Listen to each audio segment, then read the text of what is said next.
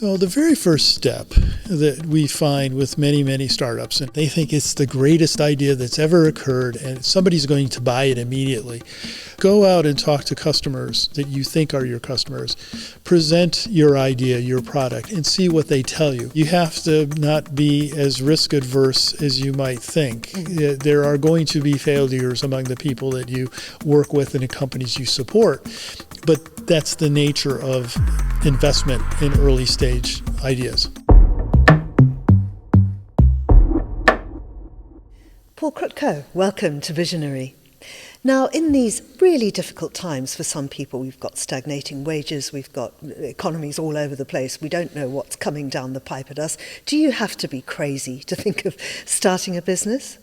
No, I don't think so. Sometimes when the economy is in this particular position, particularly in the United States, that's when people say, oh, corporate life is not for me. I think maybe I should try to start a business.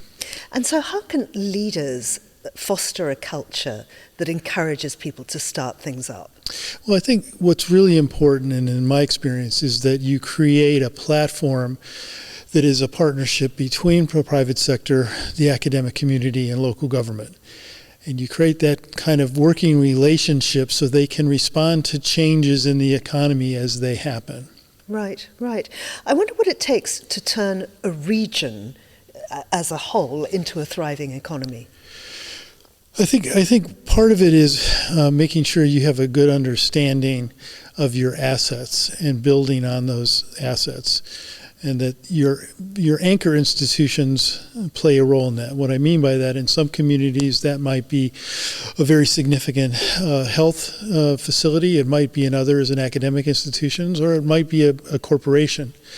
But what happens where regions fail in that regard, a different way to answer your question, is they try to be something that they're not. I mean, there are many, many places around the world who have branded themselves as Silicon this or Silicon that.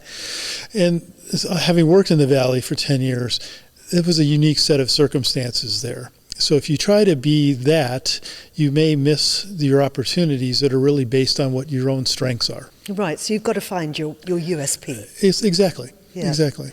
So how can fostering innovation help the broader economy?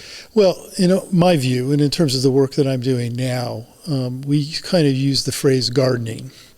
And what we mean by that is you are working to grow companies, startups, scale-ups that are present in your community and grow them to scale at home. That's the best way, I think, for an economy to evolve. Many communities try to attract a major investment, and when they do that, they often put all their eggs in one basket. If you support a number of companies to help them try to grow, you have, when using an American phrase, you have more times at bat. Maybe that's a cricket phrase as well. But the point being, more small companies can give you a better economic future than having all your eggs in a basket of one large company. Mm-hmm. And when you talk about investment, which is better for the kind of growth you describe, public or private? I think it's a combination of both. We, in my program that I run in the United States, we invest in companies before venture. But when we invest, we demand at least a one-to-one match from private sector resources. So when we invest in an early stage company, we need to see that there's at least someone, angels, other private investors, who are willing to bet on that company while we're willing to bet on that company as well. Tell me a little bit about the group that you run. So Ann Arbor Spark was founded in 2005 by the University of Michigan's president.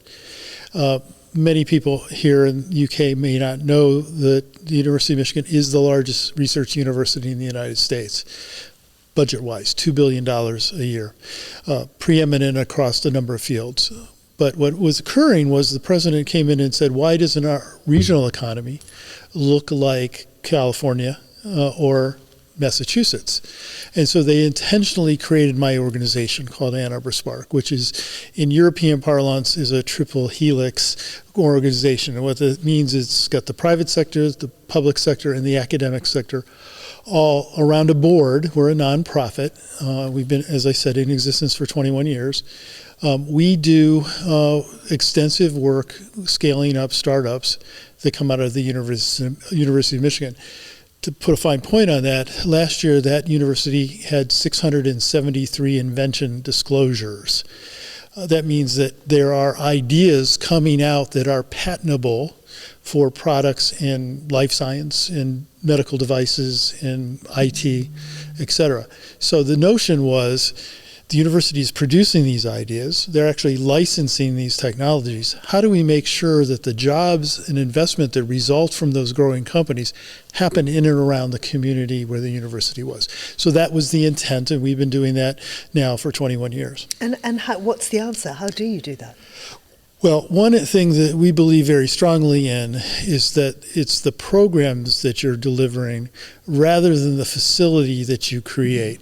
Many communities focus on, we're going to build an accelerator, we're going to invest in a building, and what they then do is not provide the follow-on funding or support for the actual work that gets done in the building. So different from here at Here East, which we're very proud to be a partner of in an international collaboration, we don't own real estate. What we do is we support early stage companies in private real estate by delivering the programs to them. So our resources are spent on staff and on direct grant support for those companies in a non-dilutive way to help them grow. For example, if you came to us and said, I have this great idea, but I can't afford a patent lawyer, we will give you a grant to help you get a patent lawyer to protect your IP. Now, we're not housing you someplace. You are responsible for doing that. It's very much focused on the local community. It is. We've had responsibilities where, if you in detail of us as an organization, we are sometimes run programs for the entire state of Michigan out of our office. In our investment work, and we have a capital pool, we've invested $31.5 million in early stage companies, probably about 150 or so over the last 16 years. They don't necessarily have to be domiciled in Ann Arbor. They can be anywhere in the state of Michigan. Now, they can't be in the UK or they can't be in California, but we have had that remit to do investment throughout the state of Michigan. How do you make sure that there's collaboration rather than competition between different sectors? Well, that's an interesting question. I think what we see is that, if I take your question apart a little bit, in terms of different private sector players, what we look for is to try to increase collisions between them, because most of the new innovative ideas come between maybe two different verticals doing something together that they weren't doing before. If you talk about competition between the private sector, the governmental sector, and say the academic sector, I think that's something that our model really demonstrates success in. We come together, we create a common strategic plan, we agree on what things we are trying to achieve, and we get buy-in from those stakeholders. They have skin in the game. When I say we have this collaboration, all three parts of that three-legged stool, if you will, all contribute resources to our organization. So we're not funded by one, we're funded by all three. Right. Institutions, though, can become resistant to change, and I wonder how you make sure that they continue to be dynamic, that you foster that innovation, that you drive things forward. Yeah, I'm a firm believer in what I mentioned before, that you create a place, and I use the phrase platform, for them to have conversations and to agree on common goals. But I think the other thing that is an important element is leadership. I think that without a strong leadership structure, you can lose direction in terms of where you're trying to go with your initiative. So I think those are two things. You have to have a continued a place where that dialogue about what's the future of our economy, what's the future of our region is happening takes place. I'll give you an example. We are going to engage our community on the conversation about 21st century infrastructure. In the United States, there's a very significant resistance to solar farms, to wind farms, to data centers. That's all 21st century infrastructure, much like we did electric power a century ago, or railroads. So we have to resolve that because we need that infrastructure, but there are community concerns, and how do you have a dialogue that solves that problem? Why are people resistant to it? Oh, that's interesting. That's maybe more of a United States phenomena than you're going to see potentially in Europe.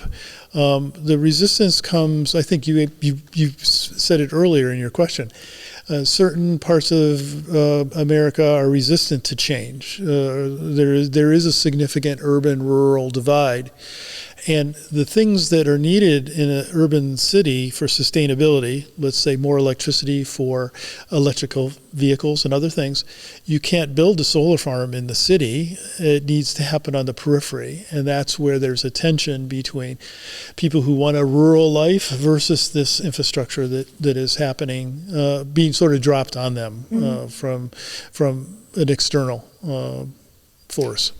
You've led teams all over the United States. Are there lessons that translate universally?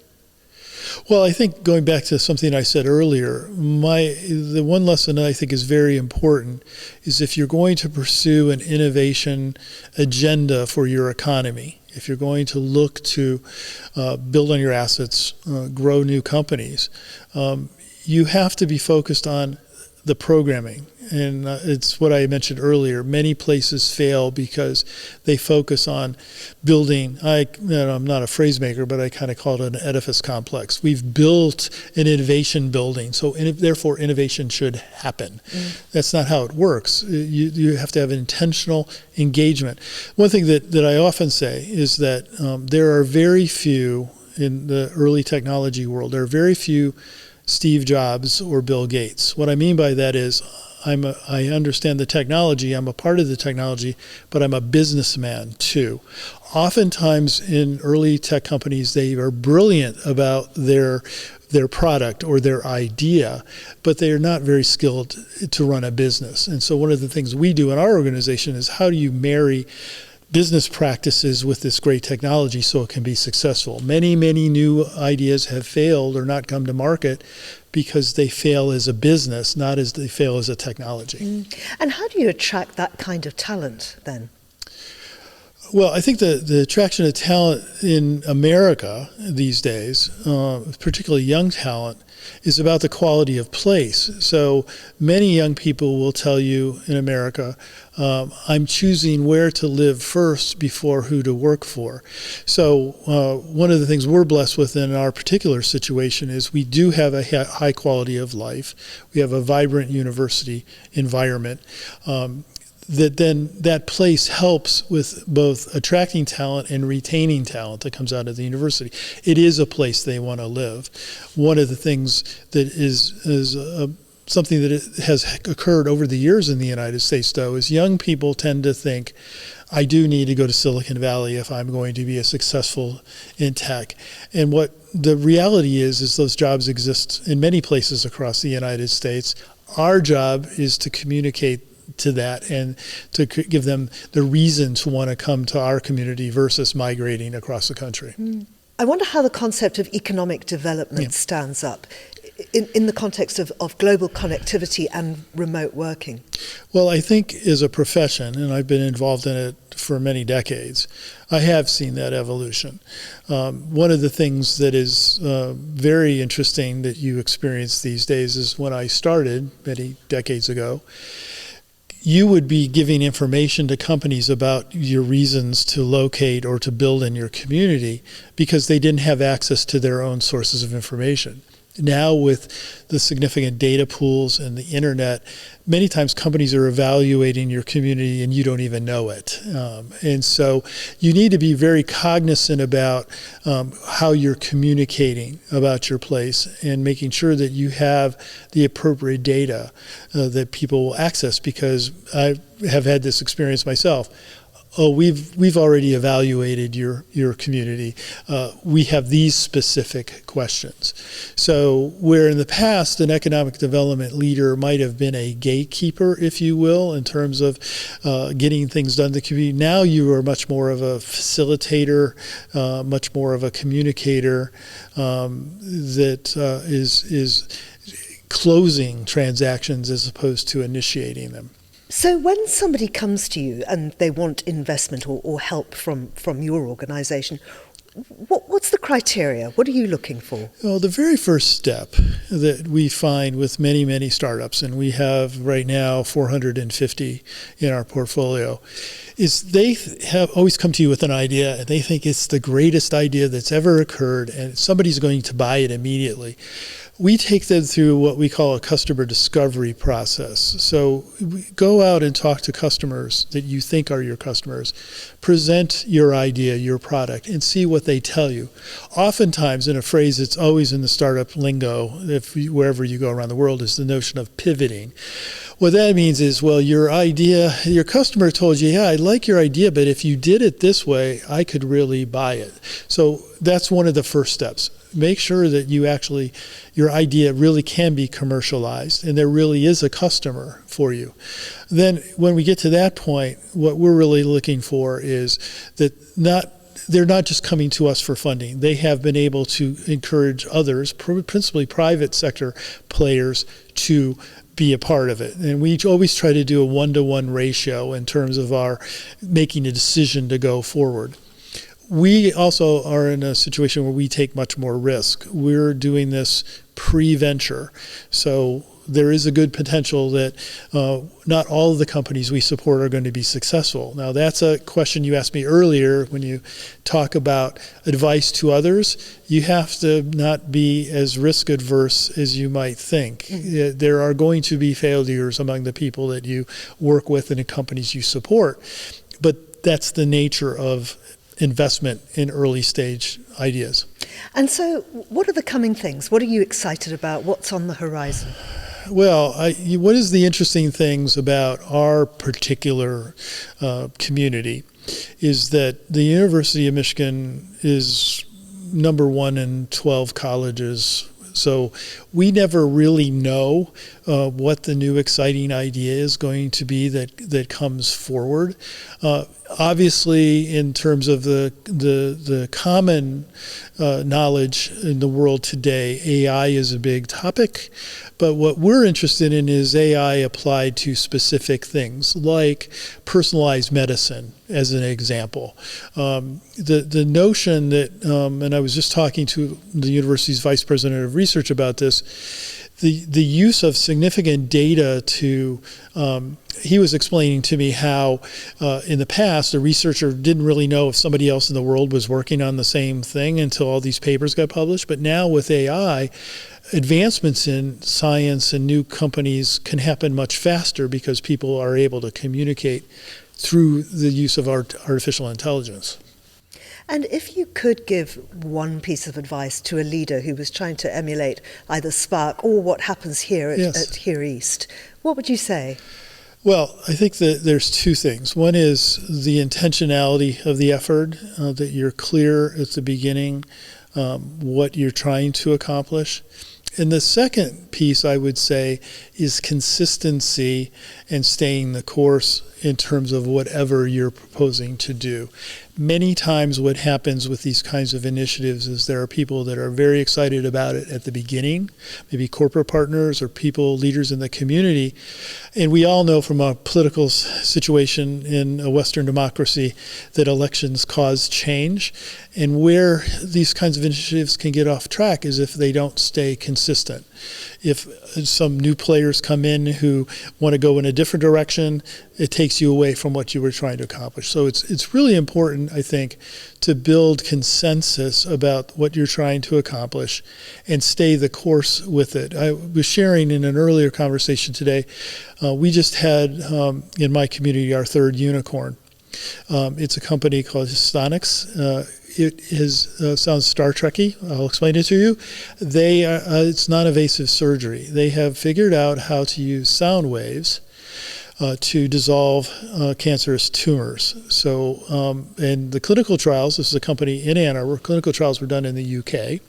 Okay, and you go in, this is absolutely approved by the FDA, our approval agency. You go in to the treatment room with a liver tumor. Half an hour later you leave, you do not have a liver tumor. Now, where I'm going on consistency with this, That's a 10-year success story in the making. They developed it in the lab. There were problems. They needed support from our platform and others to get them there. Now, if we didn't have consistency, maybe at year 5, they would have run out of funding or approvals, and they would have never gotten to the point that I'm making. So again, what I'm suggesting to you is for startups, tech startups to be successful, you can't have the sort of model that in 6 months you have to show me you have revenue or we kick you out of our accelerator. Our experience is patience can sometimes pay off in a very big way. Absolutely. So know your USP and then stick to it. Yes. Paul, thank you so much. You're welcome.